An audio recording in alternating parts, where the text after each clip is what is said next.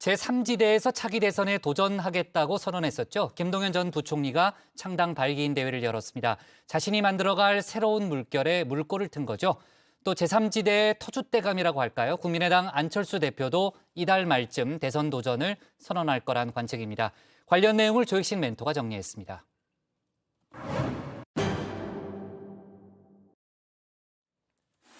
김동연 전 경제부총리가 제3지대에 깃발을 세웠습니다. 직접 신당 창당에 나선 건데요. 어제 창당 발기인 대회가 있었죠. 이 정치의 판을 바꾸기 위해 새로운 물결을 창당합니다. 신당의 이름은 새로운 물결. 그런데 끝까지 경합을 한 당명이 하나 있었다고 합니다. 끝까지 경합했던 당명 제안이 있었습니다. 바로 오징어당이었습니다. 승자 독식 구조, 그 속에서 죽어나가는 등장인물들. 오징어 게임이 지금 우리 사회의 모습을 보여주기 때문 아닐까요? 오징어당이란 이름은 당의 별칭으로 삼았는데요. 정식 당명이었다면 해외 토픽감이었겠죠. 이것도 오징어 게임 덕이라고 해야 할지 모르겠습니다만 한마디로 팩트 폭행, 한국 사회를 날카롭게 분석한 외신 기사들이 쏟아지고 있는데요. 김 전 부총리, 정치권의 판을 바꿔야 이 승자 독식 구조를 해결할 수 있다. 기득권 양당을 향해 날을 세웠습니다.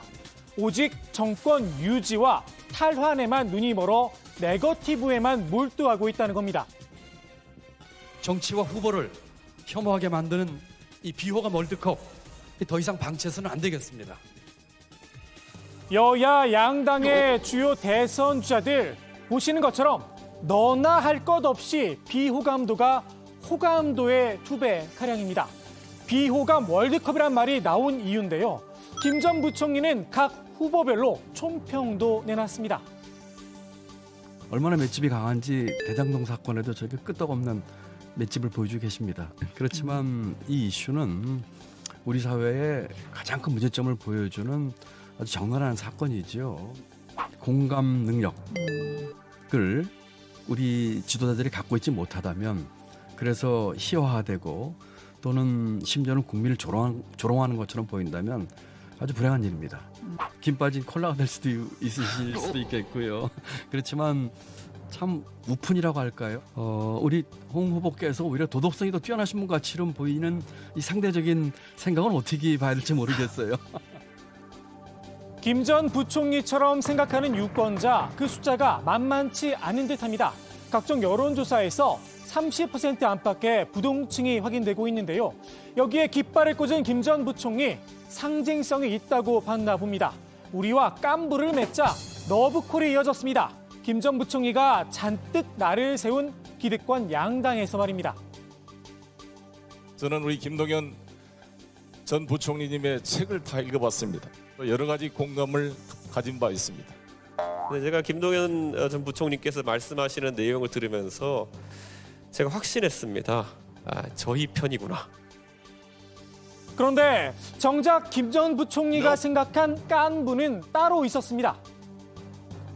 안철수 대표든 심상정 대표든 기득권의 양당 구조를 깨는 것에 생각을 같이 하면서 양당제 타파와 기득권 깨기를 고리로 기존의 제3 세력들과 손을 잡겠다는 건데요. 글쎄요, 양측 모두와 함께하기엔 안철수, 심상정 두 사람의 정치적 생각이 달라도 너무 다르죠. 게다가 최근까지 양당 기득권 주변을 기웃한 분도 있습니다. 여기에 김 전 부총리가 지적했던 비호감 대선, 이 두 주자의 비호감도 역시 만만치 않다는 건 안 비밀입니다. 물론 김 전 부총리 개인의 호감도는 논외겠죠. 심 대표도 그럼 만날 생각이 있으십니까? 있습니다. 심 후보도? 예, 심 대표는 늘 만나면 즐거운 분입니다. 그렇습니까?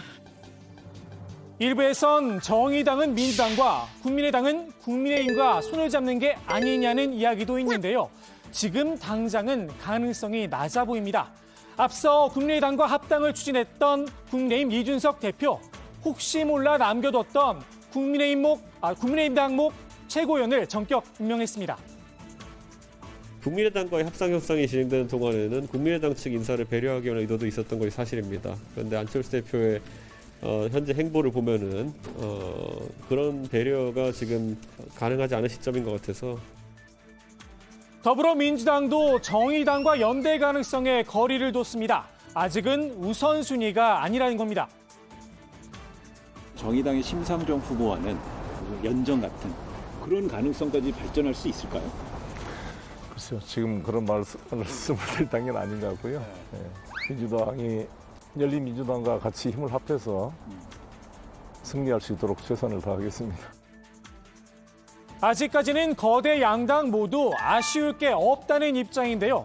글쎄요, 현재 나오고 있는 대선 여론조사 결과들 양 당이 박빙의 승부를 벌이고 있죠. 지금의 상황이 계속된다면 아쉬울 게 생길지도 모르겠습니다. 제3 후보들도 딱히 아쉬울 건 없어 보입니다. 각자의 길을 가기 시작했는데요. 심상정 의원, 정의당 대선 후보로서 제 목소리를 강하게 내고 있죠. 봉하마을을 찾아선 노무현 정신 계승을 강조했습니다. 이재명과 윤석열, 여야 양강주자를 동시에 저격하면서 말입니다. 노무현 대통령께서 부동산 기득권의 그 엄청난 저항을 뚫고 만드셨던 종부세법, 이것이 완성되었더라면 대장동은 없었을 것입니다. 노무현 대통령께서 신념을 갖고 추진하셨던 검찰 개혁이 제대로 됐다면 고발 사주도 없었을 것입니다. 안철수 대표도 조만간 대선 출마를 선언할 거란 소식인데요. 이달 말이 될 거란 관측입니다. 오늘은 호남을 찾아 대선 행보를 사실상 본격화했습니다. 안 대표가 방문한 곳 전남 한평의 호점 몽가였는데요. 또다시 나비가 되는 꿈을 꾸는 건가 싶은데 다만 정치권에선 이 꿈에서 곧 깨어날 거란 분석이 많았습니다. 출마할 것이라는 것에서 일고의 의심도 없고요. 다만 끝까지 후보로서 뛰실지에 대해서는 저는 또 안 그러실 것이다라는 생각을 하고 있습니다. 끝까지 완주할 가능성은 없다고 봅니다. 그러니까 저분이 한 10%에서 20% 이상 나오는 것이 아니라 완주하기는 좀 어렵죠. 현재 지지율은. 안 대표와 관계가 각별하죠. 국민의힘 김종인 전 비대위원장은 한층 더 혹독한 평가를 내놨는데요. 지난 서울시장 보궐선거 때 안 대표가 한 말을 상기시켰습니다. 합당과 대선 불출마, 이 약속을 뒤집었다는 겁니다. 사람의 기분을 나쁘게 만드는 평가 방법 가운데 하나, 바로 남과 비교하는 거죠. 안 대표는 김동연 전 부총리와는 결이 다른 사람이다 평가 절하했습니다. 참고로 김 전 부총리에겐 이런 덕담을 남겼습니다. 전기차 시대를 연 일론 머스크에 비교해서 말입니다. 김 부총리 같은 사람이 우리나라 정치를 한번 맡아서 해보면 어떻겠는가 하는 얘기를 했는데 이제 드디어 오늘 처음 다시 정치의 하나의 결사체가 만들어지는 것 같습니다. 안철수 대표가 던질 출사표, 그 내용이 잠옷 궁금한데요. 다만 더 이상 새 정치를 언급하긴 어렵겠죠. 안 대표가 정치권에 들어온 지도 벌써 10년이 다 돼가니 말입니다. 오늘의 톡쏘는 한마디, 안 대표가 정치에 입문하며 남긴 말로 마무리하겠습니다. 18대 대통령 선거에 출마하겠습니다. 이제 낡은 물줄기를 새로운 미래를 향해 바꿔야 합니다. 새로운 정치가 들어서야 민생 경제 중심 경제가 들어섭니다.